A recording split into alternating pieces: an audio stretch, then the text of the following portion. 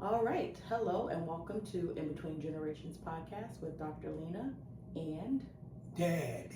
we are at episode 4, almost halfway, and we're super excited today because we are going to be talking about something that we love a lot, music. We've actually decided we'll probably make this into a 3-part series because there's just so much to share. We want to talk about today the music that raised us, but then we want to talk about music that we've made. We both have recorded things in different places and times of our lives, and then also just really be able to dive into some music history and things of that nature. Because if you don't know, my dad has studied music, I have studied music, so this is something we're just really excited and enthusiastic about. And it would turn into a 2-hour episode. So instead of that, we're gonna break it up for y'all, make it fun, enjoyable, share some snippets, some videos, all that we can. So if you're not following on YouTube, you should follow on YouTube because you get to see and hear us, which is great. I usually throw some pictures up here. There's usually some words that come in. I've had some cool sound effects. So follow us on YouTube if you're not, and if you just like to listen, then you can imagine what we're discussing in the podcast on Spotify. So without further ado, we are going to jump in right away with some questions. And so, what artist instantly takes you back to your youth? James Brown, man. There was never one like him, never will be again. James was responsible for most of his music, if not writing it, putting it together. You see how what a dance phenomenon he was. Thus you have Michael Jackson and Prince. They come right out of James Brown. Prince even did the splits and all that stuff. But you might say Michael Jackson. Look at Michael Jackson's footwork, and then you look at some of James' footwork. Similar. James it was an artist that gave it everything he had. And he particularly, I never saw nobody do that, sliding away on one foot. That's a trademark Brown, and I think everybody else is scared to do it. But he takes me back. But then there's, I don't know, we'll probably get into groups maybe, but there's a bunch of groups that take me back. Because the groups that did the Philly sound, you might not know what I'm talking about. But that harmony, them harmonies and things are fantastic. But we'll get maybe in depth more later. But James Brown is my pick, of course. Yeah, for me, it's probably Anita Baker. She is my absolute favorite. But when I think about why or how, it would definitely be because I heard a lot of Anita Baker. I always see on TikTok recently, folks will post videos like my 13-year-old self singing or my 10-year-old self singing. I remember, and we can talk a little bit more during the holidays, I think similarly to what you talked about the other day, how like folks would get to drinking and having a good time when you were younger and they started dancing. At our family, we didn't do a lot of drinking and carrying on like that on my mom's side of the family, but we always would put on like little performances at the holiday time. And I think a lot of Black people can resonate with that because you see it a lot of times in movies. But we would put on performances, and I remember like practicing Anita Baker, Giving You the Best That I've Got. No clue what that song meant, but I loved Anita Baker, and that was my girl. And so I just remember being in my grandmother's living room and always putting a CD in or a tape or a record, whatever it was that was Anita Baker, and just singing along. And so Anita Baker definitely is somebody that I think takes me back to my childhood for sure. Along that same realm, what song reminds you of your family now or then? That is a good question. I've listened to so many songs over the years in different genres, from the blues, and I mean the blues, we'll get to that. I don't mean just B.B. King, but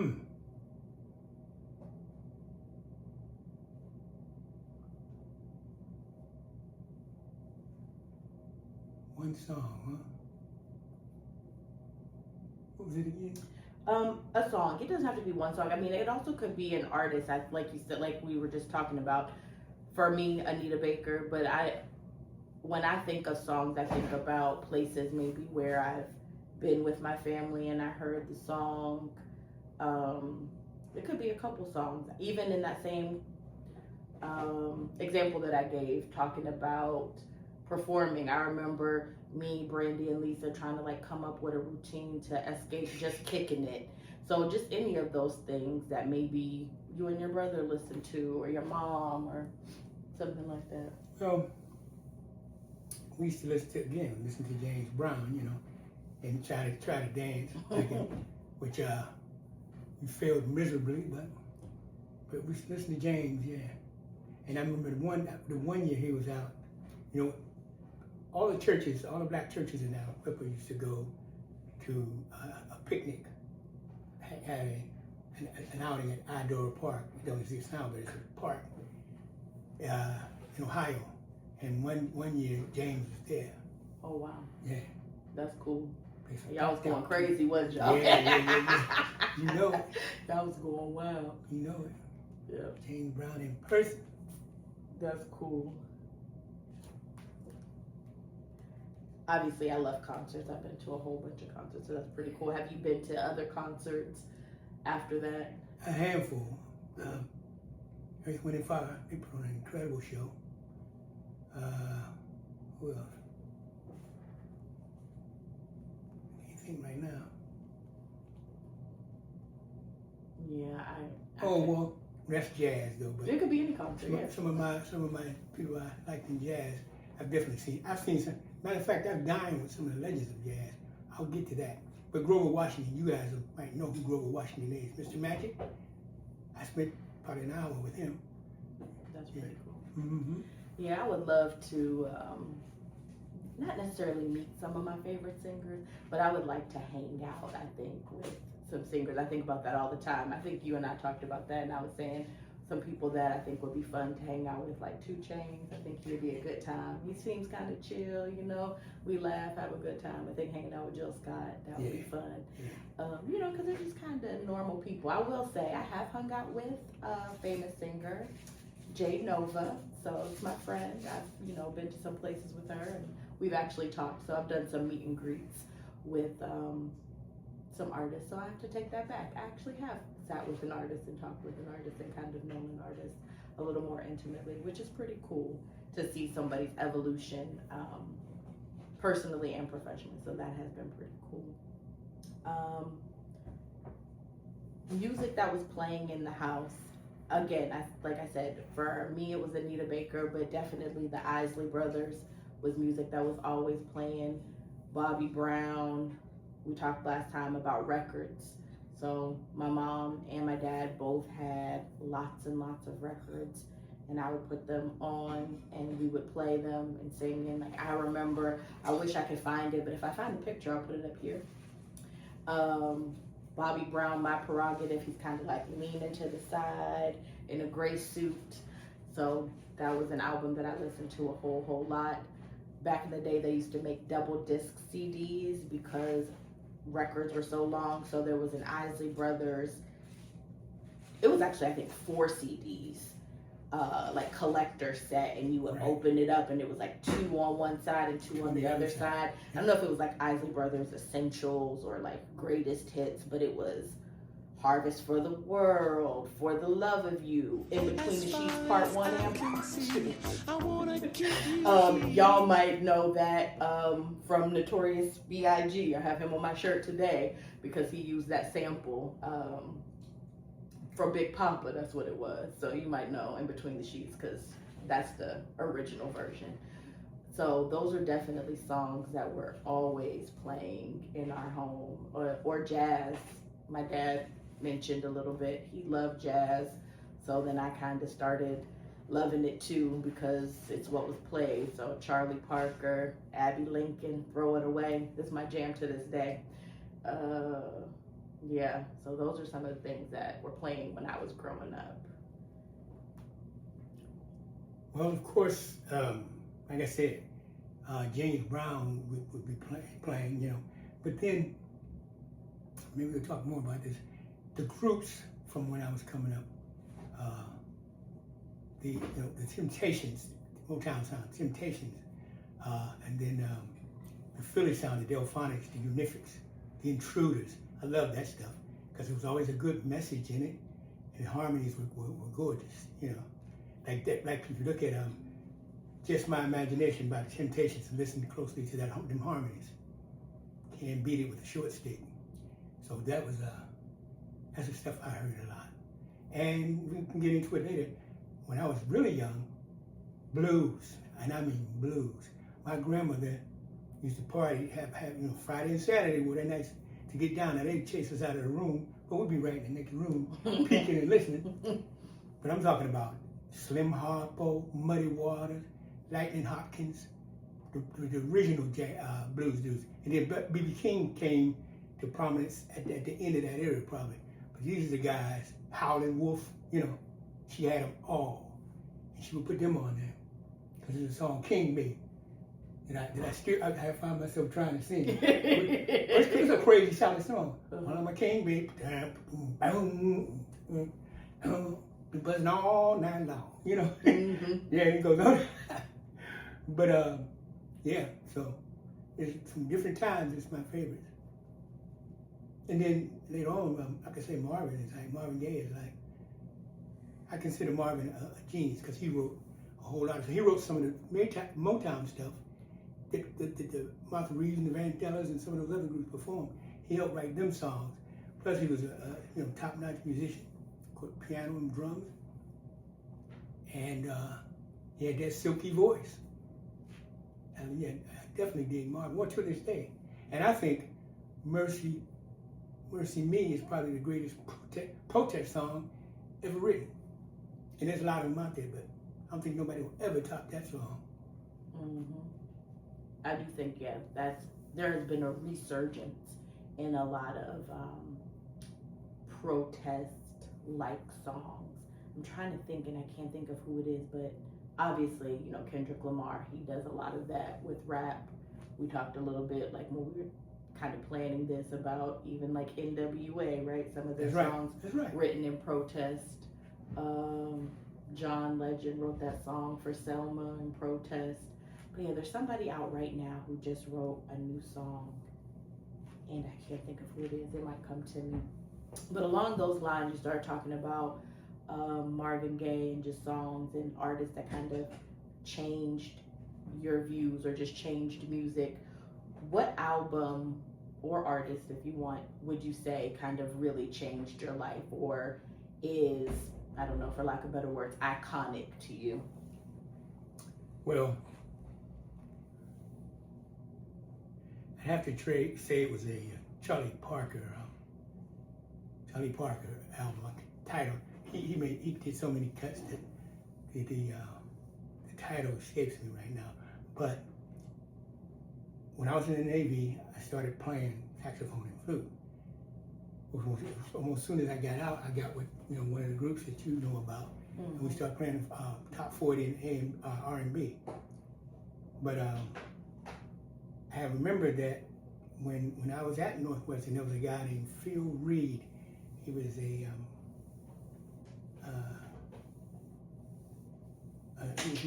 he's studying to be a doctor, but he studied a lot.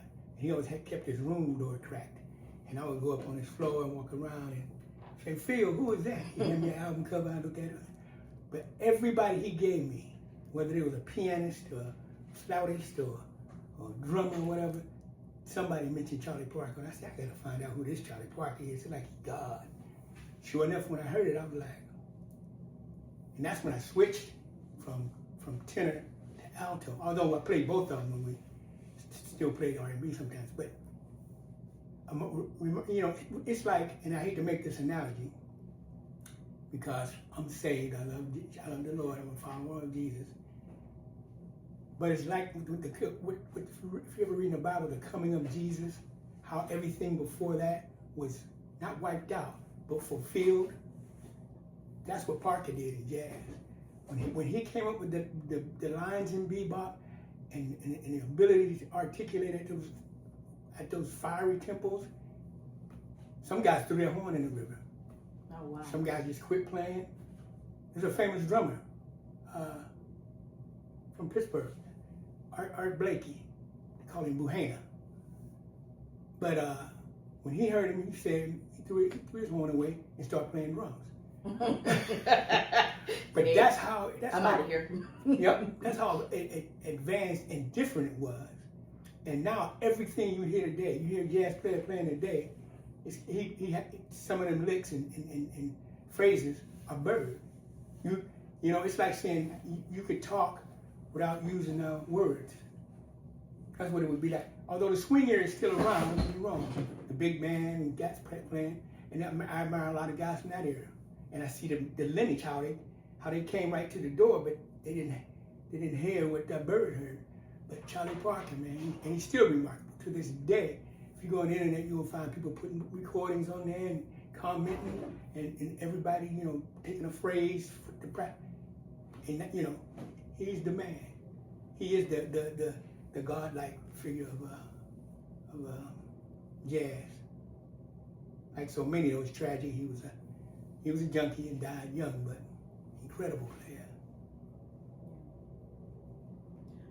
For me, it's not necessarily, it is not like it's an icon. Well, I guess she is an icon for sure, but for me, the album is the Mary J. My Life album. I think from start to finish, there are no skips. It's relevant to this day, right now. You could turn on My Life, any song, and you'd be like, that's it. That's the jam. And I think it could be the testament to like where she was in her life.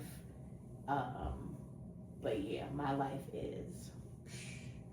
I was listening to what's called Mary's Joint on there, and then I was like, let me just play the whole. And I was like, yep, played it. And I was like, yeah, it's good. And I think about how I was with mommy, and she was downtown Pittsburgh, and we came across the CD, and we played it, and I was like, I don't know, it's probably a teenager, and it felt the same way. So I would say, yeah, for sure, for me, it's the Mary My Life album. When I hear it, I love it, but I also love Mary. But I think for me, it's always about the passion. I know some folks don't like Mary J. because they're like, oh, she can't really sing. And I don't listen to her because I think she is the best singer I've ever heard. I listen to her because of the message. I listen to her because of like the rawness in the song, in the delivery. And then recently I finally, after decades, what felt like forever, finally got to see her in concert, and it was great. It was great. I just really enjoyed her. I think she put on a great show. Yeah, so Mary, for sure. But to your point, artist doesn't have to have the best voice. I mean, it's the whole package. You know, you feel, it's like they have an R and you feel what they're singing. You know, it's gonna have to be the best voice. You know, because we know Stevie Wonder's a genius, but he don't get the best voice.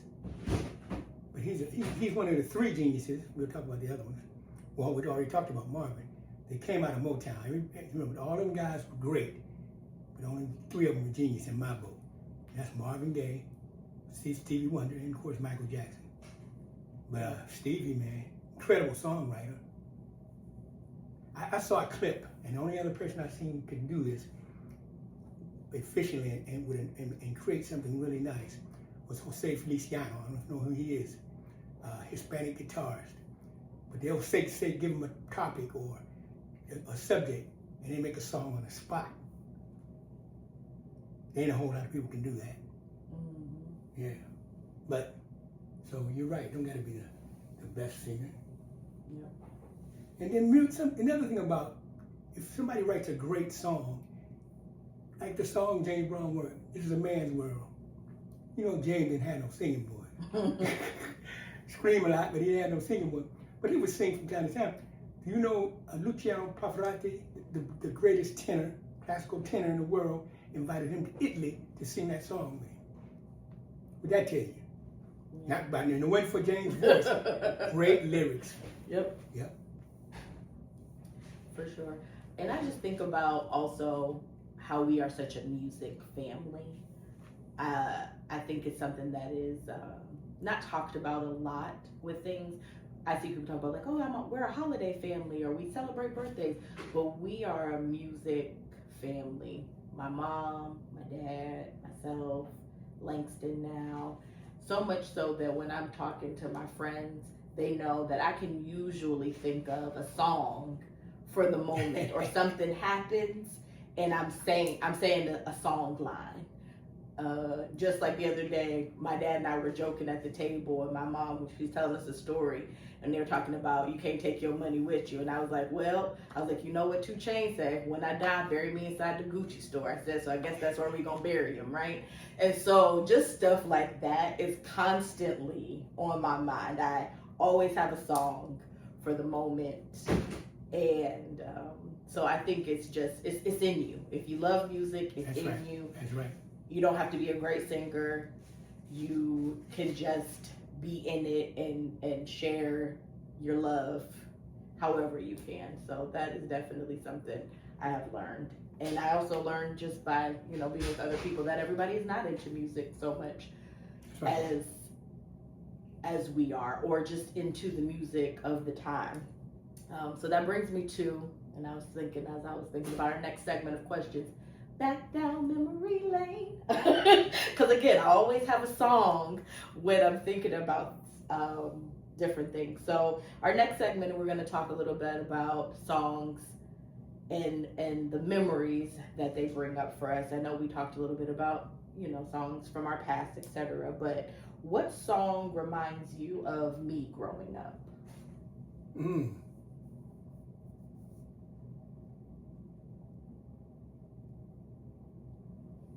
That's a good one. I don't know. I know stuff that we heard and liked together, but you were growing up, like get with the program. Yeah, but I wasn't like that. I wasn't that old. I feel like I was still a kid. I feel like that song was probably from the early 90s. Yeah. And so I probably was in that Tracer, and we was probably riding around to or from dance class. Remember that car, huh? Somewhere. There's a picture of it. I'll put it up here of us outside of it. But yes, definitely. So that was probably around that time. Okay. 1990s. Yeah, that was 90s, yeah. That was a good song. I would say that's definitely one that reminds me of growing up with you. There's also this song. So my dad talked a little bit about jazz, but there are certain types of jazz performers who do vocalese. And so one of them is Eddie Jefferson. So that reminds me of growing up for sure. This album cover of this man with a microphone like this, but it's like coming down. And I'm not even going to make the weird face that he was making, but he was kind of like singing, and they just took the picture and threw it on there. And it was a compilation of him singing jazz standards, but he like made up his own words. So it wasn't necessarily what the artist may have intended, but those were his lyrics. So definitely Eddie Jefferson. And again, I'll put that up there. Maybe put a little clip so you can hear it. Yeah, that's right. But it's definitely different.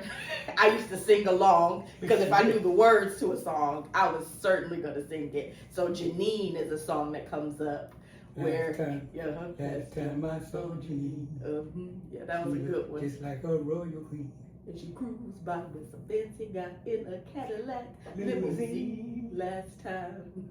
Yeah. Last time I saw Janine, Now she's gone from me, moved away from the old neighborhood. And so it was, it's definitely different. But good. And what's fascinating about vocalese, if you can get your hands on something, you never gave me Eddie Jefferson stuff back here. But it's digital. Everything's Eddie digital Jefferson, now. He's from Pittsburgh. What Eddie Jefferson and some other artists did was take a famous solo and put words to it. When you hear people say that, there I go, there I go, there I go. That's Moody. He played that on the saxophone in a solo. In the Mood for Love. And somebody like this, somebody put words to it. And some of them are like up-tempo stuff. Stuff you'd be incredible. But like Eddie Jefferson was great at making putting words to those songs. Yeah, and he was, if you listen to bounce music, it's very much like bounce music in the sense that bounce artists, and I think of a guy named Hasizzle, they take beats and they just make the beats with their mouth almost, but they're always singing words. And that's kind of how Vocalese was. It was those really up-tempo things that most people couldn't sing to, and that's exactly kind of how bounce music reminds me. They're calling out things for people to do at this really up-tempo. So if you've ever heard bounce music and you've heard those like up-tempo call outs, that's how fast some of the things Eddie Jefferson might be saying. And bounce music is a whole nother genre of music. Well, some of the stuff she mentioned, I'm not going to be familiar with. Yes, but that's what I'm saying. Like, it's just all. But again, it's kind of like, if you like music, if you love music, That's right. then you even think about those connections and how it's just all so intertwined. Yeah. I definitely could talk about that for ever and ever too. Similarly, I think about, the music that you play for certain things. I always talk about, like, we keep talking about TikToks and cleaning music and things like that. Songs that definitely remind me of the holidays. Kirk Franklin's Christmas is hands down, check, the best Christmas album. I do not like Christmas music. My mom, she loves all Christmas. The Charlie Brown Christmas is her jam, so that definitely reminds me of Christmas. Yeah. But Kirk Franklin Christmas is so good. And I guess it's because it's like gospel, but then it also remixes some Christmas songs. And then Kelly Price has a dope Christmas album too, because she has a song called Silent Night and some other things. So I kind of like Christmas music if you put a little spin to it. But those three are definitely things that remind me of Christmas. And so sometimes on my playlist, a Kirk Franklin Christmas might come up. But yeah, those are definitely some other things that remind me of growing up and holidays and times. Well, I love Charlie Brown Christmas too. I mean, I like the animation and the rest. But I love this guy named Vince Guaraldi that wrote the music for it. And the piano is definitely jazz oriented. He plays throughout that thing, It comes from jazz. And as a matter of fact, when he passed, I don't know, you guys don't know who Wynton Marsalis is unless you follow jazz some. But Wynton Marsalis is a trumpeter, an incredible trumpeter. Might be the foremost trumpeter outside of classical music, in the country. So Wynton's dad and Vince Guaraldi were friends. So when he passed, I don't know if he had given him the rights, but he wrote the one that came out after Vince Guaraldi passed. He wrote it, and Wynton wrote probably the last previous one, wrote the music for that. So, but yeah, that's one of my favorites. That's one of my favorites. Reminds me, at Christmas time. Yeah. And then some other things people think about are, what songs you listen to when you clean. I could listen to anything when I clean. Whatever I'm feeling. The other day, this is also going to sound crazy, but I feel like it doesn't sound crazy to a person who loves music. I think for 24 hours, I listened to this song called Where to Start by Wale. I'm not a huge Wale fan, but I love that he sampled, and it could be a sample of a sample, so I don't want to get that wrong. But the sample that I know from it is the SWV I'm So Into You. And I just love the track and I love the lyrics, and I'm pretty sure I played it for 24 hours straight. I told Alexa to put it on repeat, and I just played it all day long. I'm sure my neighbors was like, why is this girl playing this song over and over again? Because once I love it, I can't stop. And I'm never sick of it. That's right. I'm never sick of it. I could literally listen to that song all day long. I think I texted to 16 people that day, was like, if you have not listened to this, you should. I'm pretty sure the first time I heard it, when the album came out a few months ago, I sent it to people, the same exact people, no doubt, but they need to listen because it's that good. So that's another thing. I even now I'm struggling because I'm like, what should we say? What do I think? because there's just so much stuff. But that is like, it's never enough. So we have been able to kind of give you guys what feels a little bit all over the place introduction to music, our love for music, and just some quick things about us as it pertains to music. But I did, before we end our episode today, want to touch on something that piqued my interest, or not necessarily piqued my interest, but it's popular right now. So I'm going to share it. Most of you already know, but my dad, he's not always up on pop culture. So recently, India Ari, who is an R&B singer, she hasn't made any songs recently that I know of, but is known for being, very culturally competent or culturally relevant, if you will, made some commentary about a new artist named Young Miami, also Carisha. She was a part of a duo called the City Girls. And I guess the type of music they make would be more like,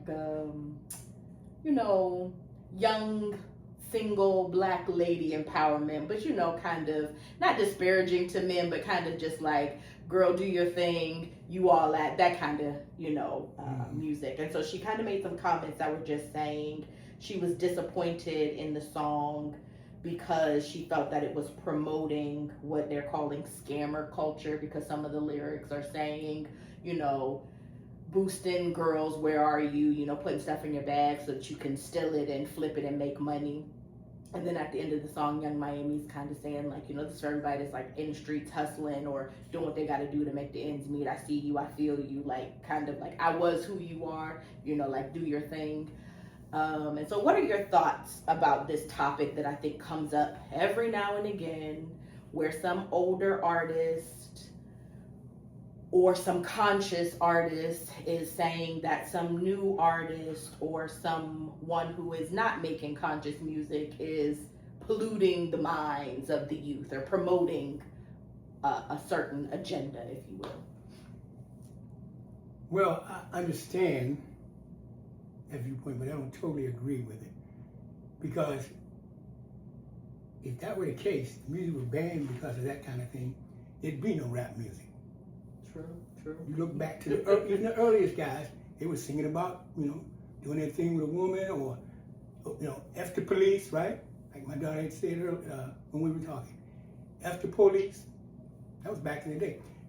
You think the police would have been killing Negroes left and right from that. And so it has to be a balance there. Nobody wants to feel like they're being denigrated in any way. But rap is built on controversy. And what's the word I'm looking for? And on the downtrodden, getting their revenge, and or coming up. Making it come back. Coming up. And everybody kind of likes that, the underdog, finally get vindication. So, it's always more than one viewpoint, and so I understand where she's coming from. On the other hand, that's what works in this music genre. Right, and I feel like similar to that, it is not, I do think that artists have responsibilities, but also I'm a parent, you're a parent, parents are watching. We have a responsibility to raise our children. And if you don't like the message of Spin That, then you should play songs and music that you do resonate with. If you are looking for a more conscious rapper, then maybe you should go listen to Common. He has some conscious rap that might fit the bill.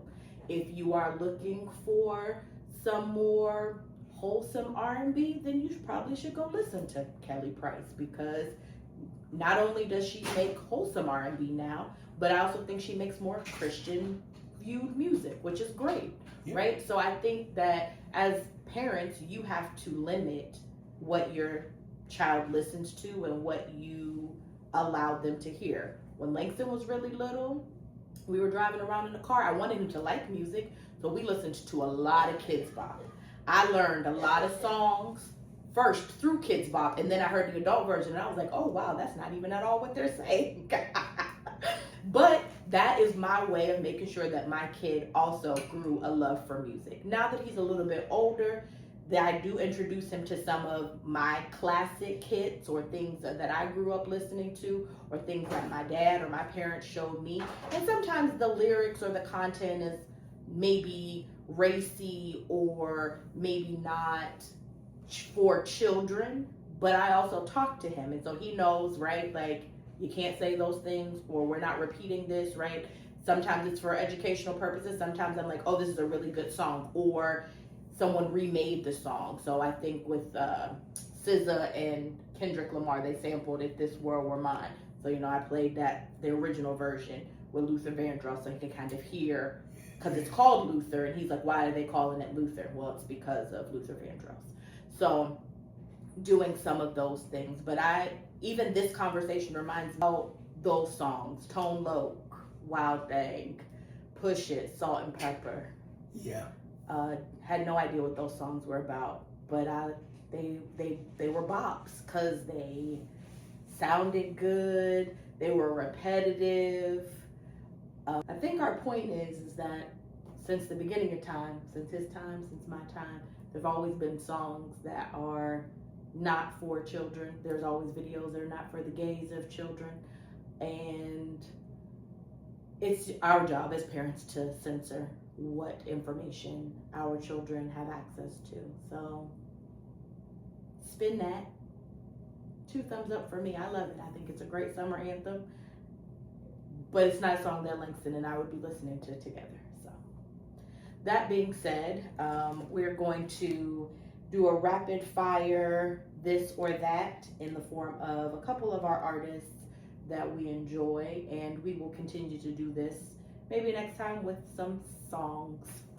So, Isley Brothers or Earth, Wind, and Fire? Earth, Wind, and Fire. Okay. For me, I would say probably the same. Prince or Michael Jackson? Prince. Me too. I think Prince, he could sing. He, did his own dancing. He played all those instruments. Yep. He was an overall artist. Yep. Yeah, for sure. Chris Brown or Usher? Chris Brown. I was gonna say, I knew you were gonna say that one. That boy got pipes. He loves This Christmas. That's his favorite. Yeah. He talks about that every time. He can blow. For me, it's hard. I would say, I guess if it's just off, I would say Chris Brown probably also. But there are some Usher songs that I'm just like, yeah. But anyway, we can get to that some other time. Marvin Gaye, Sam Cooke. That's a good one. You're going to be surprised because I'm always talking about Marvin. But I got to say Sam Cooke. All of them guys, Ronald Isley too, all of them guys, if you listen to them closely, they emerge from Sam Cooke. Sam Cooke is probably the greatest R&B singer there ever was.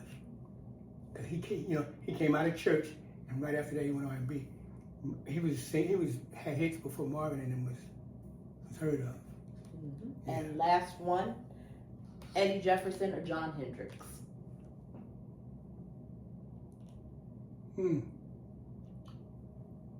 Well, I'm going to say John Hendricks, because John Hendricks was great at vocalese, but John Hendricks was really creative. He could sing a regular song. He wasn't that great at it, but he was good at vocalese too. And he wrote our favorite tune. Go ahead, tell them what it is. Give me that wine. Yep, that's a good one. That's another song that reminds me of my childhood. That's right. But also inappropriate, because the whole song is about a man talking about how drinking impacts him and the things he does drinking. But I think because it was a little comical, we all liked it. My cousin Eric liked it, my cousin Antoine liked it. Even to this day, they remember the lyrics, because it says, some folks like dancing, some like to dance and dine, but I'll be happy if you give me that wine. And then he says it again, if you give me that wine. And at the end it says, unhand that bottle. So it's almost like if it was a musical theater or something like that. There's a few stanzas. Like the first one I think goes, wife got tired of me running around, so she tried to keep me home. Well, she hid my clothes, and she burnt my clothes, and wife got tired of me running around, so she hit my clothes and broke my nose, but I continued to roam. Finally, she hit my weak spot, ready to throw my bottle out from the basement to the rooftops. Everybody could hear me shout, "Give me that wine." And then at some point he'd be like, "Oh," because he'd be hooting and hollering about this wine. Yeah, that's it. And yeah, so that is a song that definitely reminds me of my childhood and is funny. So that will conclude our first part of the music that raised us. Like I said, it was a little chaotic, but that's okay. We have a lot to say and we're super excited, and so hopefully that came through some of what we shared. And we will definitely be coming back with part 2 and maybe some intermittent clips in between to kind of share some other thoughts we have on maybe certain songs. But we're also open to thoughts, so if you have any thoughts or if you want to share your this or that's in the comments, please share on Spotify and YouTube and let us know what you think. But thank you again for viewing In Between Generations, or tuning in to In Between Generations with Dr. Lena and Dad. See you next time. There's one other thing I want you guys to remember, and you too, in case I forget. It's a statement that probably many of you will not agree with, but music is one of the most important things in life. And I'll answer why next time. Well, there you have it. You heard it here first. See you soon. Bye-bye.